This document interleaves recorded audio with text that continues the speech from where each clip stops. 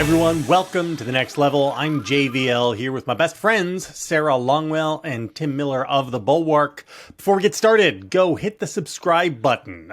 Give us the thumbs up if you're watching on YouTube. If you're on your podcast player, give us 5 stars and leave a review. Do all the things, and then hit pause. Pause it right now. Go over to thebulwark.com and sign up. Get the newsletter from me. I write like 7,000 words a week. I'm surely you would like some of them. Charlie Sykes writes a great newsletter every week that's totally faux free. It's great. We have podcasts by Mona Charon, and we've got Will Salton. We've got all the best people with all the best words over at thebulwark.com, and almost all of it is free for you. Go get it. All right. That out of the way, we have to start, I guess, by talking about Nashville, another school shooting, another bunch of dead children. I don't know what to say about it, really. This is one of those like semi-regular periods of despair that I get sent into, and I just don't know what to do or say anymore, except for this is, everybody makes fun of thoughts and prayers, but like, what else are we going to do but pray in this moment, right? I mean, there are other things you can do, starting like with how you vote or the kinds of laws that you want to press. But in these moments, like, really, what else is there to do but pray for these poor families? Guys, thoughts? Do any of you have something productive to say? I do think that there's other things to do besides thoughts and prayers. Although there is the moment of despair. I was just doing CNN talking about Mike Pence and why he should testify and not run for president. But the package before it, like the whole segment before it, was about the shooting. And I was listening to this 9-year-old's pastor talk about the family. And I was, and this is just I don't know. There's been so many school shootings. And I can't tell whether it's because I have kids now, but they hit me. They always hit hard. Nothing hits harder than these school shootings.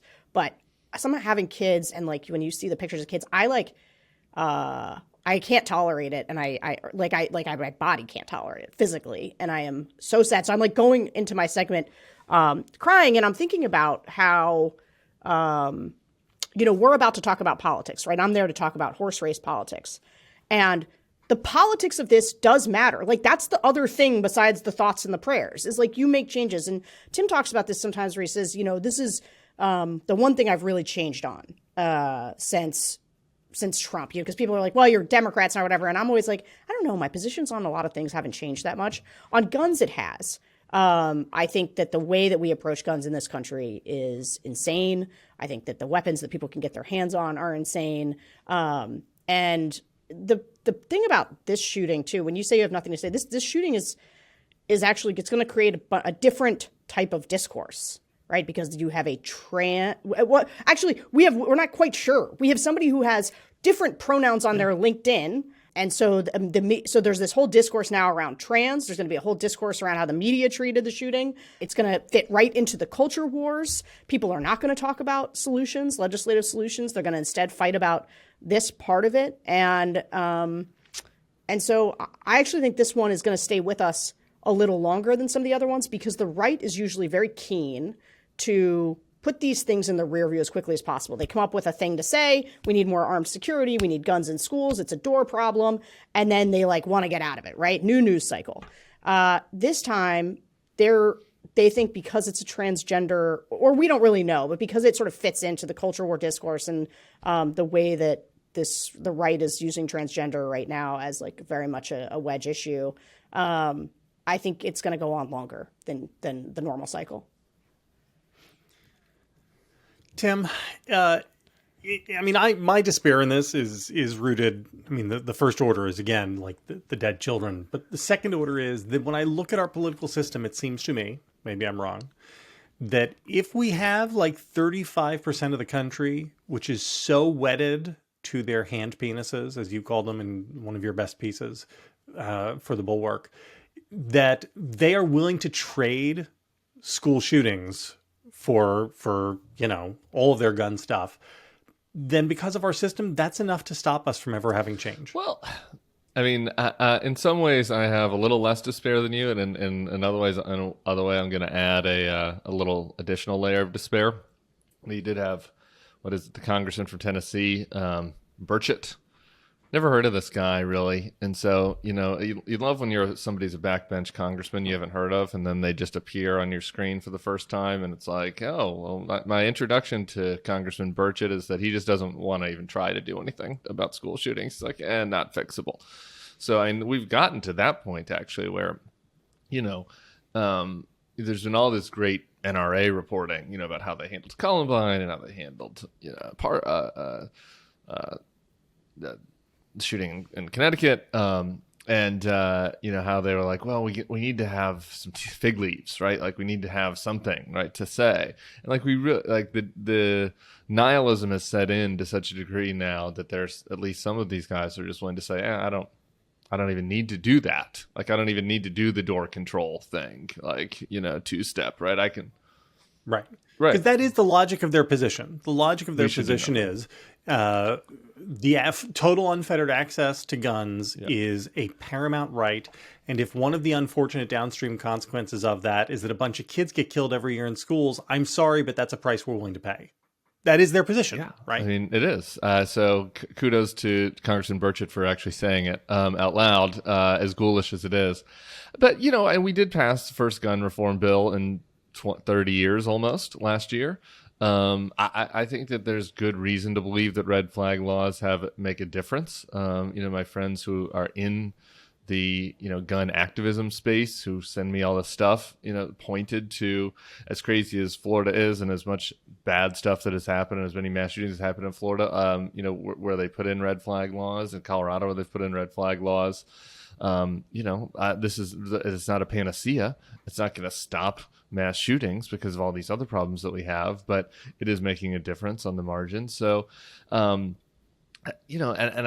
numbers I think are so overwhelmingly bad for the unfettered access to guns side of things that eventually you would think that in time like that works against them. That isn't much of a salve for the problems of the short term. And frankly, in the short term, it's getting worse in certain states. We're passing constitutional carry in some of these red states, but the math was working against them, just like the math worked against them on gay stuff. It's not working against them fast enough. But my Instagram is interesting on this front. Like, I don't know everybody in my college friend groups voting trajectory, but a lot of them voted for George Bush. I guess I do know that, right? And you see a lot of like people who don't comment on politics, like posting "fuck this," type memes and things on Instagram after these sorts of things. So I do think that there's movement, but not fast enough. I don't know, Sarah. I wanted to change the subject to another element. But before of you this, do, I want to kind of go back to the who's the guy you interviewed? Was it Chris Murphy? Chris Murphy, Senator. So he was on the segment before me, and he was, saying that like this has to be an issue that people vote on, right? It has to be an issue that people make a central issue that they vote on. And I think if you held an election tomorrow, it might be an issue that people vote on. The problem is that, and again, going back to like, I knew I had to be on TV, and so I'm listening to them talk, and I'm getting wound up and like emotional listening to it, and like that's a bad feeling. It's a bad feeling to have. And so I wonder, for the first time, it sort of occurred to me that if you are a campaign operative and you are thinking about like what is going to make people vote for my person, unless they have like the tide of rage right in front of them, if you bring it back up when it's not the tide of rage following the actual shooting, that actually it's the kind of thing that people are like, I don't want to talk about this. It makes me feel bad inside. It makes me feel sad inside. And so that campaigns are actually loath to put it front and center as an issue because people don't want to talk about things that are like that sad. Like, am I wrong about that? Like, I was just thinking for the first time about it as an actual campaign issue and why that might not work. This is one where, again, I'm open to being wrong about this. But I don't. People haven't tried it. I think that the Democrats were in a place for a long time where they're on the wrong side of the gun issue politically, right? Mm-hmm. And so I think that this conventional wisdom set in. The type of people that make ads in the Democratic Party are all like 60 for the most part, right? And so they have this institutional memory of, oh, this is such a loser. We've got to run away from this issue. So many of our candidates have gone down because of the NRA in these states that are red states now. And I just don't know if that's true anymore. I mean, certainly it's true in certain districts, in certain states, in certain places in the country. But I do think that the math on this is changing. And you saw a little bit of it in this past midterm from the Democrats. But I don't know. I think I've mentioned this in this podcast before. I don't know why. I think that there's some very popular issues related to guns that you could run very hard-hitting, evocative ads that might make a difference. I don't, I've suggested this ad to several of people that I've spoken to in the gun activism space, but I don't know. I don't. Is this going to change everybody's vote? No, but I do think it'd wake people up if they were watching. If we had some kind of ad where the camera is going through a high school. And you've got the jocks and you've got the nerds and you've got the goths. It's like Mean Girls. You're in a cafeteria and then they stand up and everybody's carrying an AR-15. And you're like, do you want everybody in your kid's school to be able to get an AR-15? Because Tim Burchett does, right? I don't know. I think ads like that would make a difference because that's true. That is the law in some of these states where an 18-year-old, which is a senior in high school, can go online and buy an AR-15 without parental permission, without that's the law in certain states in this country. So I think that could work. I don't know. I don't. Would some people? Would that reaction, your reaction right there, be like, oh, you're whatever, taking advantage of the, would the Republicans make that argument? Oh, you're taking advantage of these deaths or these people. Maybe, but it's like, no, you are. I mean, you're the reason why this is, your laws are the reason why this has happened. Don't get mad at my ad. Change the laws. We couldn't make this ad if the law wasn't like this. So you'd need an outside group that wasn't attached to a candidate for that. Maybe. I think any individual candidate wouldn't be able to stomach. I think Chris Murphy could pull it off. Yeah, maybe that's true. But he's running in Connecticut, so I don't know. But if he were to run for president, if we were in a hypothetical world where, Chris Murphy is presidential candidate, I don't know, which is not going to be our world. But. What about tying it to crime? I mean, one of the things that I think Democrats, I think that they get really cowed on the crime stuff, and for some reason don't pivot into making it about guns. It seems right. This is what Clinton did.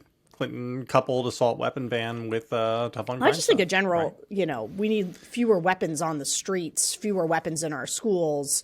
These are crimes that are killing people, and try to own the crime issue in a way that Democrats, it's not even defense. They just hide from this.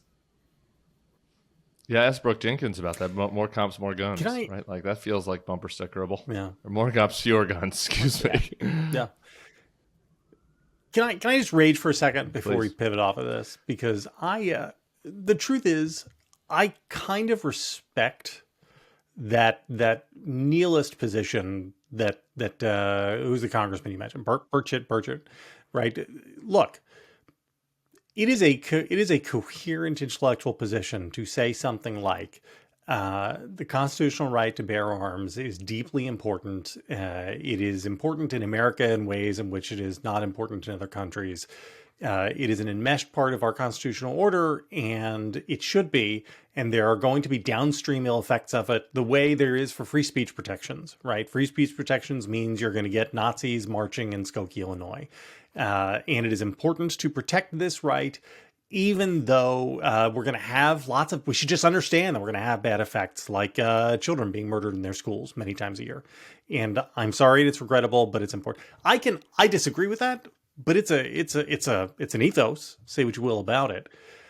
What drives me fucking insane is these legislators and people posing for pictures for Christmas with their AR-15s, with their 10-year-olds holding AR-15s and stuff, as if it's all just fun and games, right? It is one thing to take the intellectually serious position of right to bear arms is intrinsically important and there are going to be problems with it and we're sorry, but we've got to defend it. And another thing to use children as props with guns that they should not be holding. And that those people can just fucking rot in hell as far as I'm concerned. Like that really, I'm sorry, is that too hot? Well, I mean, I really here's why, that thing here's really something just that I've drives been me grappling insane. with on the whether it's too hot side, because I don't know, and this is not my party this week, and I don't.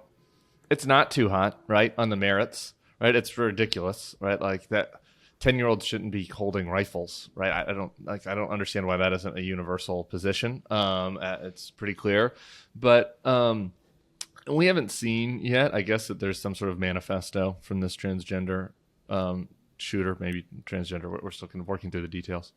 But we've seen a lot of these manifestos lately from these kids that have been radicalized by 8chan and the white nationalist stuff. You know, the Buffalo shooter was reading about Christchurch, and the Charleston shooter. I hate that I have to remember every one of these little Nazis' motivations. But the thing that worries me about this, that makes me like think about everybody's responsibility, and it sucks that always the responsible among us who don't want to see the world burn have to like think about these things because the other side doesn't. But like, it shouldn't be surprising that we might head towards a place where there are left-wing teenagers who take out, who decide to try to do mass shootings against MAGA folks, right?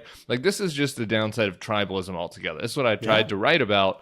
I know that gets everybody a little, and I had a couple of, I tried not to say this explicitly in the article because I didn't want to not recognize and not hear and value people's righteous anger, because people do have a right to be angry and to be enraged and to want people to burn in hell who like refuse to do anything about this. But at the same time, like, I do think we all just have to step back and think about like the temperature that we are creating online. And we live in a world, maybe we don't want, I know I don't want to live in a world where we have 400 million guns for 300 million people, or whatever the breakdown is now. I don't want to live in that world. I'd rather live in a world where there are like 30 million guns with people who were permitted, who got their gun because they went to a couple classes and whatever, were responsible. But that's not the world we're in. And so, all right, if well, we then I live take in it this, back. what's that? Yeah. So no, I'm not asking you to take, I'm not trying to lecture you. This is a conversation thing, right? It's like, if we live in this world, right, that where these guns proliferate everywhere, then if you have easy access to guns and you think that there's someone else in your neighborhood that's your fucking enemy, then, all it takes is 0.1% of those kids to be like, oh yeah, I'm just going to grab this gun and go shoot up the whatever. And so, like, we all don't, that's just something I think that is kind of semi-permanent here. And I don't really know what the answer is to it. I think that's in some ways even more inexcusable than the gun problem. But like, I don't know. That's just something that I was thinking about yesterday. I don't know. We don't know what this. I don't want to project anything onto this individual situation. Who knows what happened to this person that radicalized them? But I don't think that we're very far away from a situation where we have both right wing and left wing teens who have easy access to AR-15s that do shit like this. All right, well, I take it back. Don't rot in hell if you are a congressman who is taking pictures of your family with AR-15s for Christmas. But like, go sit in a corner and think about what you've done. Hey, Tim, were you going to pivot to the transgender conversation? No, this is kind of what I meant, right? We don't know. I fucking hate, again, I hate to be like, I'm waving my finger at you, next level listener who's a responsible person who said something really hot about the evil ghouls like at the New York Post and Don Jr. and MTG who, went out there and been like, did the hormones do this? It's like, fuck you. Okay, fuck you. I get that. But my point is that, it's a Christian school. Again, we don't know what happened in the situation, so I don't want to say, but I just like that. What they are, I'm sure, wrong, and they don't know the facts, and they're fuckers for bringing it up. But one of these days, and maybe it ends up being this one, we will see, like, they're going to get what they want, right? Which is, oh, here's our little Antifa mass shooter, right? And here is their manifesto that we found online, and they hate MAGA because they spent too much time listening to whatever, liberal TikTok star. And I worry about all that. But I mean, at the same time recognizing that at this point, the like this notion that Elon Musk and Benny Johnson are out there being like, maybe we need to investigate the transgender issue. There have been 3 transgender shooters. Like, oh, really? Okay, great. There have been 23,000 cis het. So this is the point I actually wanted to make, and it's such an obvious one, but like, this crowd that has decided that this shooter's potential transgenderism is the essential factor in this, and even Eric Erickson has been like gender dysphoria. This is a mental problem. This should count under red flag laws. And okay. Did he really? Yeah, Eric Erickson's been on a gender dysphoria should count under red flag laws. I could try. I don't want to mischaracterize it since narrative, but I think I'm fair in saying that's the gist. That is not verbatim. But he's been actually particularly terrible, like during this one, in the way that he's been talking about things. I just the way that this idea that this is a crowd that if you talked about, let's say, toxic masculinity or white nationalism or any of these other things that become characteristics, because almost all of the shooters are men. How about just that? Just forget anything else. They're men. If you were to say something like, boy, something must be going on with men. A lot of them are turning into mass shooters. Don't see a lot of women doing this. There would be a not all men. This is terrible. Feminist whack jobs. And I just I kind of agree with this policy proposal. Actually, by the way, are we going to just all men deserve red flag laws and have to have a higher bar for gun purchasing than women? Because you could now that is a reform. Maybe me and Eric Erickson can meet in the middle on that. Women can have easy all access women to have guns. Yeah, not and men. All men have an immediate red flag law on their little driver's license that they need to prove the courts that they're not. Yeah, he was basically asking whether gender dysphoria would count as a like mental health problem. And so anyway, I just the extent to which these guys and we don't even know. I mean, like literally. And I don't know if you've watched. Did you guys watch the footage? Yes, I did. I did too. The sirens? Oh my God. Okay, but you watched the one of the cops' body cam footage? Yeah. Did you watch the footage of the shooter? No. So there is footage of you see the shooter shoot through the doors. So the doors, this is like the question about the doors. The doors are glass. And so they're locked. But they are shot through with the gun, right? So it's shot through, and then you watch the shooter prowl the hallways looking for people to shoot. And I guess I don't quite know how to say this, and I guess I'm just going to ask. We literally don't know is this person transgender? There is something to me, like if somebody showed me that footage and was like, what do you see here? I would be like, that's a girl. That's a girl with an AK-47 prowling the hallways of a school. And it's a girl who looks like like with a hat on and stuff. But small. And there's something about it that is disorienting in a way that like, I don't know, that made me like, all this stuff just like made me like extra sick, I guess. And it's when things, you do have this idea in your head, like these are men and like, or even like the boys when you see them, right? And they're like all strapped up, but this person is wearing tactical gear, like the chest armor and stuff. Has a gun and just walking around, and like the smallness of the person is part of what just caused me, right? And anyway, now we're going to have this debate about whether or not the LinkedIn pronouns are the true thing, or like is this person transgender, like whatever. And that side debate is going to be really gross, and in a way that it's not about when it's just like, we all assume it's men. Yeah.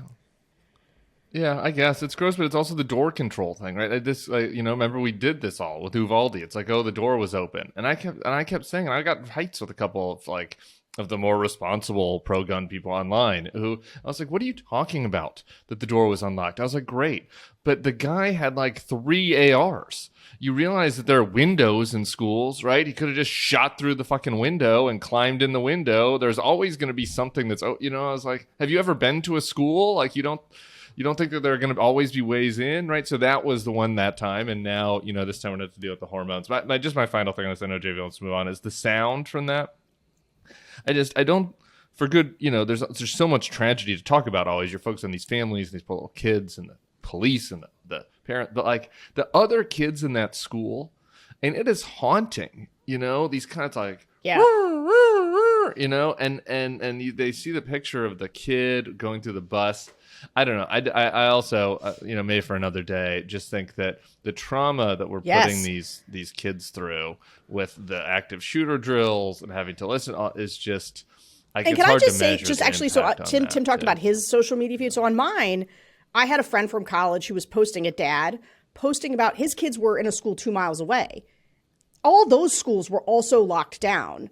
And when Sandy Hook happened, I also knew people who were in surrounding schools. They all locked down too. And they're not drills when they lock down, when somebody's in that radius of miles, which means these kids are experiencing live shooter, not drills, but the sense that it's happening to them, not even if they're not in the school. Right. And so it's not just in the school, it pervades, right? And those parents, right? The parents are getting text messages. Just imagine as a parent, this is the stuff that I cannot take. You're a parent and there's some shooter somewhere and you don't even know, but they're telling you that it's in the area of your kid's school. They've locked your kid's school down. The trauma everyone is experiencing from these things. And it's it's not a little, this is the same crowd that is right now talking about drag shows, hurting kids. Oh yeah. We got to get Heather Has Two Mommies out of the school library because your kids can be totally traumatized for life if they know that one of their classmates parents are lesbians or something. But you know what? All the kids in America now have to do active shooter drills once a month, basically. This is what my 6-year-old has to do. And, he flippin' hates it. It's terrifying him every single time. But, that we just got to live with. I'm so sorry. Great. Fuckers. All right. Fabulous. Okay. Let's transition to more good stuff. All right. Our our producer did put the tweet in here. And so it just said, Eric Erickson tweeted, so if we prohibit people with mental health issues from purchasing guns, that would include people suffering from gender dysphoria. Right. That was close. Okay. I don't know. If we include all men who pass puberty, I'd support that bill. It's a deal. We're going to meet in the middle. Bipartisanship. So I guess we have to talk about other things too. Donald Trump went to Waco, held a big rally. Other uplifting topics. Let's let's move to Donald Trump going to the spot of a groomer. David Koresh was a groomer. I'm just technically. I know that it was just a coincidence that we were doing this on the 30-year anniversary of. Just a coincidence, not at all a big wink, wink about the deep state and Q. I do find the Koresh thing interesting because Koresh was literally doing Q stuff, right? Yeah. But yet I get the sense that Waco is a touchstone for all the Q people about the power of the deep state, right? I mean, right. That never doesn't land, right? That actually the person that was doing the pedophilia in this case was not the deep state that went to, stop the pedophilia. Stop the pedophilia and save the kids. It was literally that's Koresh that was the pedophile. Yeah. Anyway. Yeah. So just he a fun went fact. If you haven't watched, there's a good mini series on this you can watch if you're just not quite up to speed on the particulars. Said a bunch of stuff. Gonna be your retribution.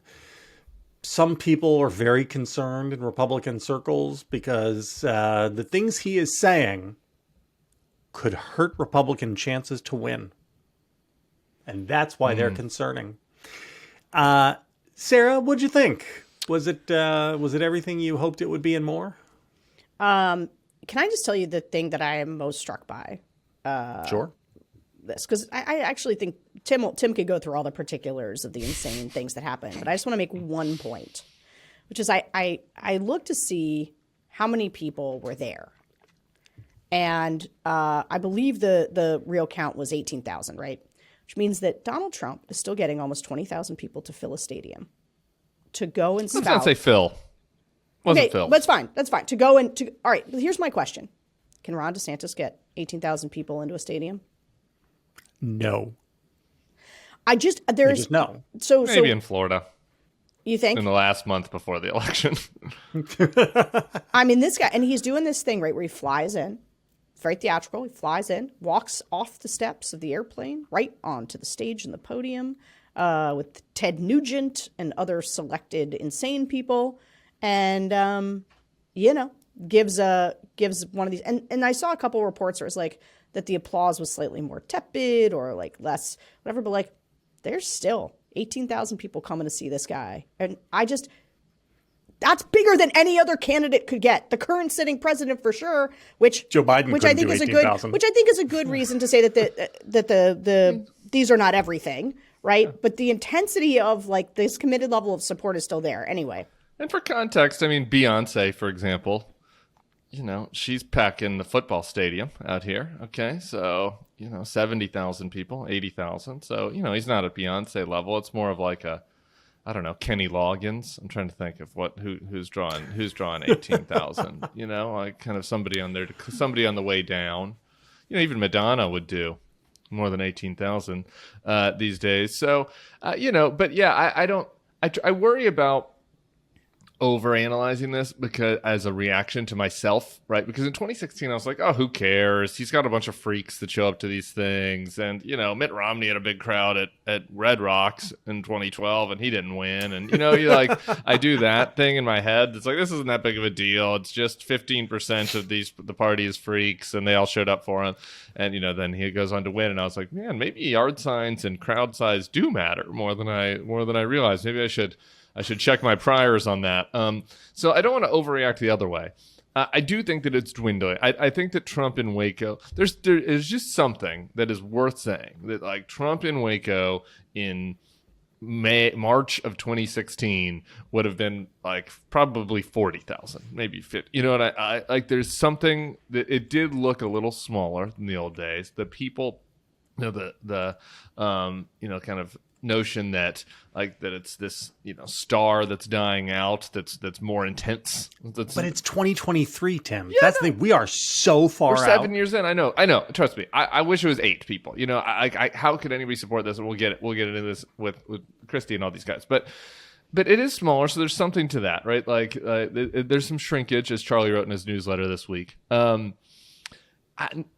Is it enough shrinkage to like have somebody go beat him? I don't, probably not. We'll see. In a primary, but it is alarming. And what's happening at these things? I mean, you have the January 6th choir is there. Like the January 6th choir is there. Like they have a song. Yeah. It's number one. It was number one on iTunes. Now, nobody buys iTunes anymore because people have Spotify or other streaming services. So it's or a pretty you just low... pay for an account. Like I have buy iTunes, like you pay 99 cents for a song. No. Oh, not anymore. Not anymore. I mean, so I finally subscribed to Apple Music. I would love to see I'd love to see the raw number, but I don't think I don't know how big that raw number is, but still, it's not nothing. It's Morgan Wallen and him, up there at the top of the rankings. And, I don't know who that other person is. He's a country singer. I don't really know him either. And he covers a Jason Isbell song that I love. Jason Isbell. Anyway, it's the only reason I know this Morgan Wallen character. But they are singing an ode to the people that tried to overturn the government. Sometimes you just have to say out loud explicitly what this is. Like that they have a hymn. They have a hymn that is honoring the people that attempted a coup to put a game show host, install a game show host as an unelected autocrat in our country. And that's like, oh yeah, we're number one on iTunes. And like most of the Republican Party is either on board with it or kind of like, oh, I don't really like it, but we'll have to see how it goes. Like that's utter madness. If you showed anybody, like imagine, I like to do the time machine game. Like imagine going back to 2013 and like, here's a video. Donald Trump is in Waco, Texas, on the 30th anniversary of the Koresh incident, and he has this huge crowd there, and they're singing a hymn in ode to the people that stormed the Capitol. Here's the video of the Capitol storming, and by the way, you'll support it, Rob Portman.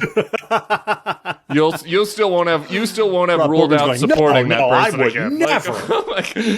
Whoever. Like you'll support that, Kevin McCarthy. It's like everybody would be like, you're a mad man, like you're a liberal extremist. So I don't know. I mean, the whole thing is just utter lunacy. And they have the signs that say witch hunt. You watch this? That's what the signs are in the back. They have They pre-make the signs. These weren't homemade signs. It's like the Trump campaign hands out to everybody, and it's not like inflation bad or shining city on a hill. It's witch hunt is what the sign says, and like that is the animating element of this.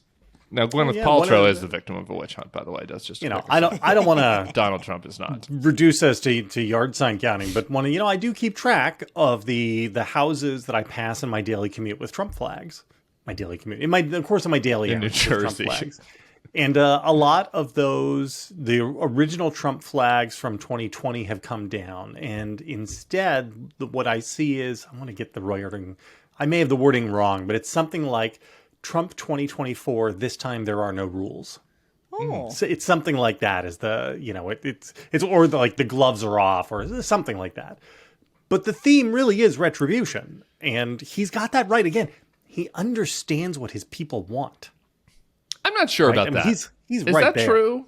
The retribution part they so. want, I don't know. He did 50 minutes of this, like of just the witch hunt and the Alvin Bragg and the DOJ, Department of Justice is out. The deep state is out to get me, and he's an animal, and pencil neck shift, and like 50 minutes, before and then he does like 5 minutes on Ron DeSantis crying and begging him for his endorsement, like a dog. And I know we laugh. That like makes me laugh, but the crowd seemed a little bit mixed on that point, And then an hour into this thing, it's like, he starts talking about the border or whatever. I don't know. Anyway, I think that he's lost a little bit of it.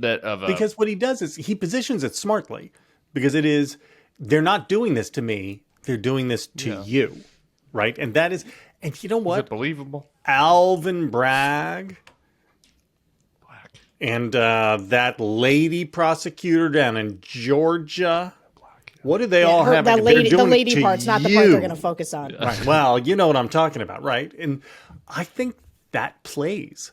Now, maybe with a smaller section of maybe that only plays with 52% of the Republican primary voters instead of like maybe it's 42, 65%, or maybe it's 42, right? Maybe it's 38, where he was at 48 in 2016, right? Sure. I think he wound up with 48% of the Republican primary vote.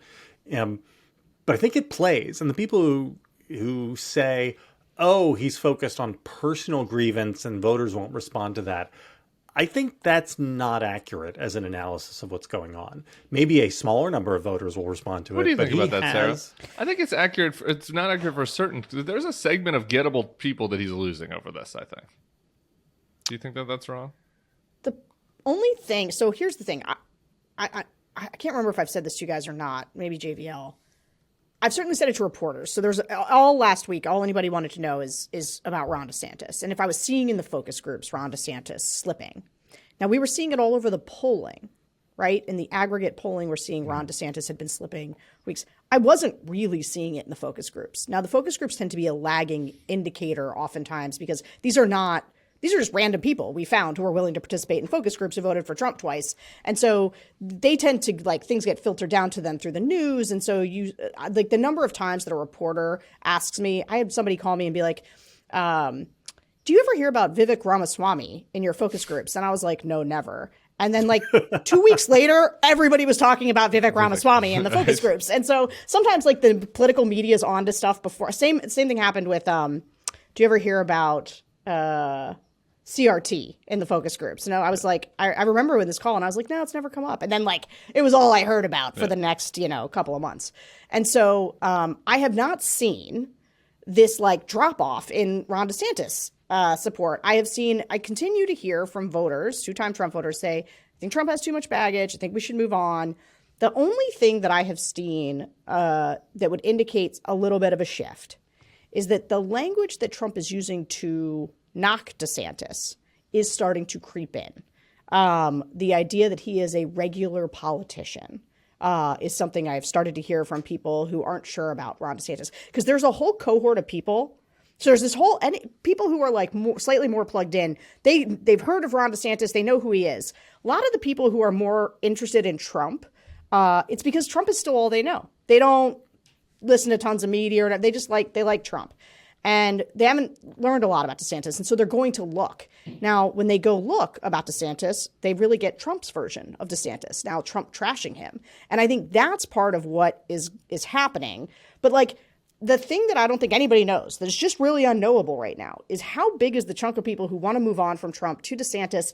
And it's sort of DeSantis's quality be damned, right? They just they need someone to move on to. They've decided DeSantis is the guy and we're there. That's a group. It's a chunk. How big is that chunk? I mean, the polling's all over the place about that. And then there's the always Trumpers, and then there's still the maybe Trumpers in the middle. And I think there's this open group of people for whom Ron DeSantis had not yet been defined. And and this is, I think, one of those things that was we anticipated it. We've been telling people it's going to happen. But Trump is defining him for those people, and that's hurting DeSantis. Just one thing that's DeSantis on the polls really quick that's interesting. His faves are still really high. They are. His faves are still really, really high. And so... I'm sorry, can I just... No, please. I think I tweeted about this. That's true. Trump's faves are lower than DeSantis's by 6 points. In these, there was the... Crash Hour wrote about this in Axios, that in the early states, DeSantis is sort of stronger, has more strength than these national polls are suggesting. And they had the favorables for DeSantis up around 77. Trump's down at 69. The problem is that DeSantis has a lot of room to fall, and Trump's are post-insurrection, right? Like Trump's right. You can't. There's no. Trump's on his floor. Trump's at his floor. Maybe he's not totally at his floor, but all the bad stuff is baked in. DeSantis has not taken the hits yet, and so his favorables, they're still really high, but they got a long way. They can drop. I'm just saying his ballot has gone down while his favorables have stayed. So that just means that's recoverable. That's all I'm saying. Right. I'm not saying he's going to recover it. I'm just saying it's recoverable. It's not like these people have heard what Trump is bleeding and been like, okay, I'm done with this guy. He's Jeb Bush, right? They're not saying that yet. Just one really quick thing on the Crash Hour article about the early state polls. I thought that was a classic DeSantis world leak. Yeah. To somebody that wants it to happen. It's POS that did the poll. Public Opinion Strategies is the establishment Republican polling firm. Yes. I mean, if you're going to just paint a generic establishment Republican polling firm, it'd be these guys. So, they hate Trump. And then the numbers, I was like, oh, this is, they're like, oh, DeSantis and Trump are tied in New Hampshire in a head-to-head. And I was like, oh, okay, that's interesting. That's actually not that good. And then it was then the multi-person ballot with Vivek and Nikki in there, and it's Trump's winning by 12 in New Hampshire, and I was like, well, that's what he won by last time. That's right. I thought I love Josh is good and an analyst, but I just think that some people were overreading how good of a poll that was. Josh is a good analyst, but he's also part of the world, that wants DeSantis to happen, and so. There was I could drive a truck through a bunch of the loopholes in those numbers, and even JBL, you were just citing a statistic about the number that Trump got in the Republican primaries, and I've heard Tim push back on this idea that Trump was going to win the primaries no matter what. But if you go back and look at his early state numbers, remember he lost Iowa. Mm-hmm. He came in second to Ted Cruz. Iowa doesn't count. Mike Huckabee won Iowa. Rick Santorum won Iowa. Iowa's meaningless. It's caucus of a bunch of crazy religious people. But the point is he came in second with I can't remember what. But the next states that he won, the next two states before he really popped in Nevada, were in the 30s. Yeah, but they were blowouts. No. They're blowouts. He would have beat anyway. We could do this all out. We should do a whole episode on this. He would have beat Marco head to head in South Carolina, and he would have beat John Kasich head to head like a drum in New Hampshire. So I think that's fine. I think that's fine. But I think my point is that dynamic can persist, and that's the thing that Trump can win in those early states with basically his floor. That's true. Is my point. I agree. His committed floor. Unless that's why you need one other candidate who can really consolidate support. The problem for Ron DeSantis is that if he loses the sheen of inevitability as the consolidatable candidate, then things fracture and you're really backed into that dynamic. Yeah. So that's why the man we all need is let me look. Hold on. Christie. Christopher C. Christie. So I did a little bit of a rant yesterday. Let's hear it. My newsletter that you guys can go read. Let's do an audio version. So I said basically Chris Christie is the worst never Trumper, and that I fully understand that if you want to stop the aspiring autocrat, you will wind up having to hold hands with some pretty disgusting people, and Chris Christie is one of those, and. I don't want to be too pure, and we should welcome converts and all of that. That said, this fucking guy, as Sarah's interior voice likes to say, really is the worst. And up until late last night, when he went and reversed course again to Josh Krashour, he refused to even say that he wouldn't vote for Trump again if Trump was the nominee. Right? We got all the way through his big... he did his speech up in New Hampshire. I thought he did say that he wouldn't. Last night. Oh, last night. Oh, sorry. Yeah, last night. So, through the speech in New Hampshire, he was shucking and jiving through that with whether he would or wouldn't. And he had appeared to tell Laura Ingraham that he would vote for Trump as the nominee, although he didn't actually quite use those words.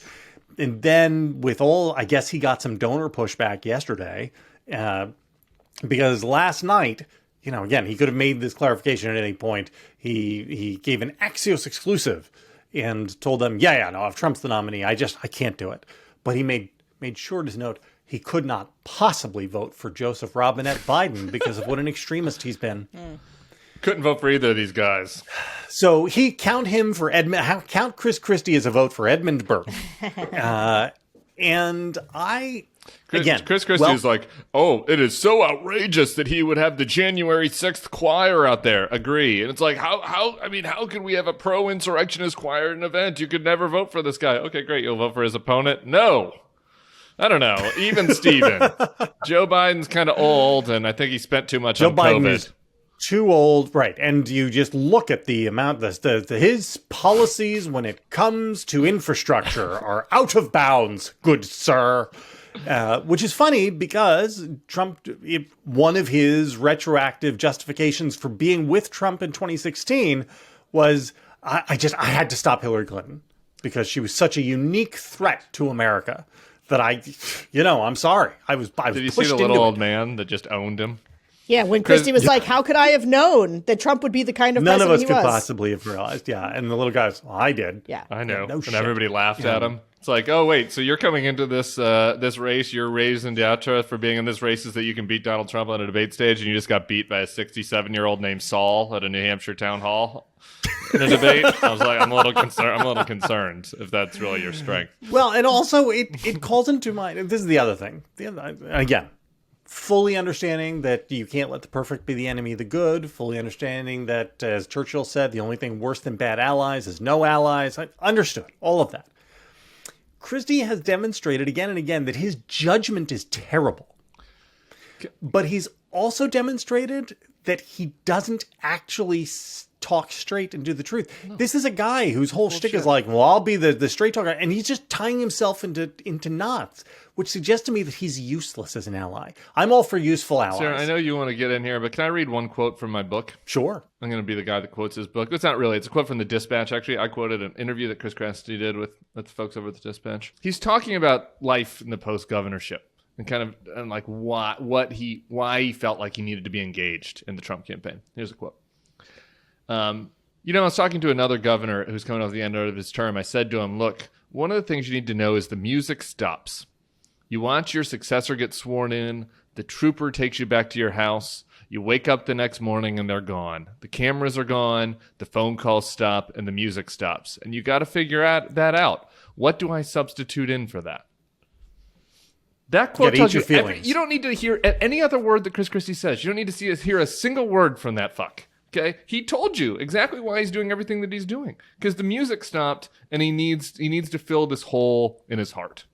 And if filling the hole in his heart meant singing in the January 6th choir, he would do that. Right now, he's decided that he can fill the hole in his heart by being the one guy that can be, I'm a tough guy who can stand up to Trump. I hope he does it. We'll see. I don't buy it. Sarah, be the better angel here. I will. Talk me down. So I think about what Chris Christie's got to be saying to these donors, right? People who would support this campaign, because pass the dip. Stop. Because people know. Are you going to eat that? Stop. People know that. People know. Sorry, that, sorry. That was good, right? That was good. She's been wolfing down the canapes like a warthog. Yeah. Oh, did you watch Succession? Yeah. So good. So good. So Chris Christie's going in there and he's got a pitch. And his pitch is this. He has found the donors who really want to stop Trump. And he's saying, look, I made a mistake in 2016 when I took out Marco. And I didn't focus on Trump. But I'm the only one who can go into this race and I will pound Trump. And I will be useful in the effort to ensure that Donald Trump is not the nominee in 2024 by being the one person who's willing to go at him directly. Now, the problem is that Chris Christie, just like Ron DeSantis, had to learn a little bit of a lesson that when you're coming at Donald Trump, you're no longer fighting a one-front war. They're all used to fighting a one-front war against the Democrats, right? Maybe it's two fronts with the media a little bit, but like when you take on Donald Trump, you're now in a two-front war, at least, like major fronts, which is like, yes, you're saying I would never vote for Joe Biden. I'm against the Democrats. They're really bad. But this guy is awful. And he, they always defer to can't win because it doesn't, that saves them from saying like all the other bad things they want to say, but that voters won't tolerate. And I think that is useful. I think Chris could end up being Chris the useful engine because I read a lot of Thomas the Train to my kids. But by being useful is very important. I thought I was like that. We might need to cut that. Is that cancelable? Engine. Yeah, like a train engine. Misheard. They're He's all a tank characters. engine. It's a train stuff. You guys haven't done that yet because you're doing Paw Patrol. Does your girl? Your girl doesn't do Thomas the Train. She doesn't do Thomas. She does Paw Patrol. No, we don't do Paw Patrol either. I banned Paw Patrol in my house. It's the one show that I banned. Jeez. Anyway, so could he not be useful in that regard? I think potentially so. Potentially Sarah, not. he's Also. Potentially not. Just really quick, could he be on a stage? Can we all imagine him and Trump on a stage? Let's say he even gets to the stage and he's up there and it's a room and they filled the room with MAGA people and Chris Christie's like, Donald, you're stupid and you didn't know the policies and and you lost. You didn't even build the Fauci bullied you around and Trump's like, you know who bullied you around, Fatso? Me. I sent you to White Castle to pick up my hamburgers for me. And, like, you almost died of COVID, you pussy. And then everybody's like, Trump. Like, isn't that possible, too? Right? Like, we're all like, possible. We're it's certain possible. Chris Christie is gonna do it to Trump what he did to Marco. But Trump's better at this than Marco. Yeah. Anyway, maybe. I hope so. It'd be fine. I would be like, Chris, 8 years of failure, and I'm happy you could be our useful engine for this one day. I hope you have I hope he does. I hope he's useful. I'm just saying, I just would like to, for the donors who are thinking about this, maybe run them through some paces. Yeah, here's the thing. All we do is demand that these candidates take the fight directly to Trump. Yeah. And he's the only one who's showing even the most moderate willingness to do so. I'll be for it. Yeah. If he does it, has talked a lot about it. People aren't never actually done it. It's been 8 years, but if he does it, I'll be for it. Mike Pence doing a pretty good job taking the fight to Donald Trump, less or more. Mike Pence, who actually did something to stop the coup, and on Christie, this point, do you notice this thing? Wait, Christie was attacking Pence. Chris He was attacks attacking Pence, and You DeSantis, attacked he's our Pence. useful engine, and it's like he's going to do the same shit. He's going to end up Trump is going to make fun of him, and his hits are not going to land on Trump, and then he's going to take out one of the other guys. So this Can't help this himself. concerns me, and look, nobody wants to hear this, but why not Pence? Right? I don't think Why not he's Pence? the answer to finish either. But if I was a donor looking to try to stop Trump, I would be looking at Kemp or Pence, not Chris Christie. Okay. Let's talk about the Pence thing for a second. That was awesome. Look, That's awesome, Sarah. because when I was on TV this morning to talk about was Mike Pence, and I said, here's what I said. I'm going to say to you now what I said there because this is what I truly believe. Mike Pence wants to be in service to the United States of America. Should not be as a 2024 presidential candidate. He should stop needing to be subpoenaed to testify about his conversations around January 6th. He should do it voluntarily, and his service to the country should be in telling the truth and should be making sure that Donald Trump is not the president in 2024. These psychopaths who say to themselves, well, the way that I'm going to stop Donald Trump is by not testifying in front of a grand jury, but it's because the voters will want me instead. I will take him out in a Republican primary. It is the most narcissistic, asinine, delusional thing that I have ever heard. And like Christie is actually, I mean, I guess Mike Pence said he wouldn't support Trump. But like, I cannot tell you. And let me just throw another thing at you. There's this piece about Youngkin right now in Politico about like, maybe Youngkin's the guy. Maybe he could be the one. And everybody, Amanda like tweeted at me this morning to say, I kind of get like Pence light vibes for Youngkin from voters. Same outfit. Okay, but let me tell you something. There's a difference. And I have not, JVL, I promise. Remind me to write this piece for you. Okay?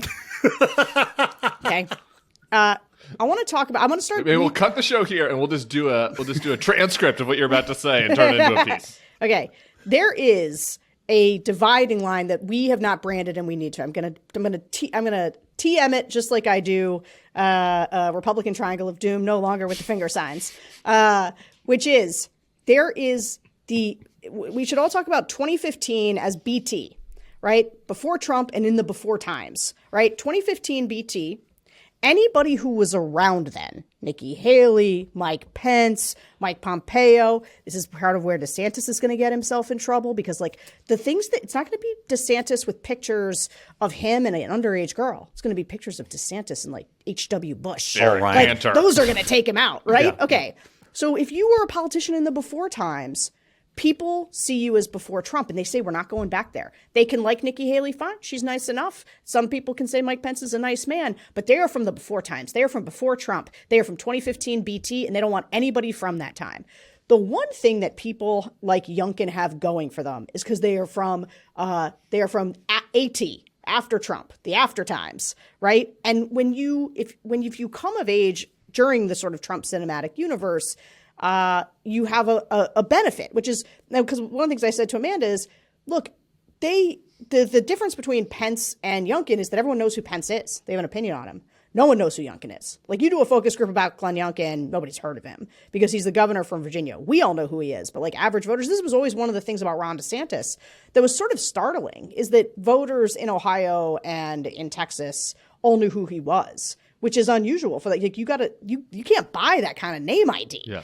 It's one of the reasons that Mike Pence is so dramatically underperforming right now, even if he has 7%. He's got universal name ID, which means like he's being actively rejected. Youngkin has a chance to build a brand in the after times, unlike Nikki Haley, whose brand got forged in the before times. Does that make sense? Yeah, I could see that. So you're all on board the Youngkin train. You're ready to take your vitamin Y. You think he's the future? Come on, say it. No, not exactly. Okay. I think he has, listen, I do think that if DeSantis continues to be this candidate who looks sort of unsure and is trying different things and can't find the right calibration, people will start looking around. The media will start looking around, like donors will start looking around. Will Fox start looking around? That's the important thing, right? Does Fox start looking around? Maybe. All right. Vivek. Good show. Long show. Everybody, hit like, hit subscribe, give us the 5 stars, do all those things. Sarah, Tim, it's good to see you guys. Catch you next week. It's on Sunday. Oh, and on Sunday. Bye. Bye.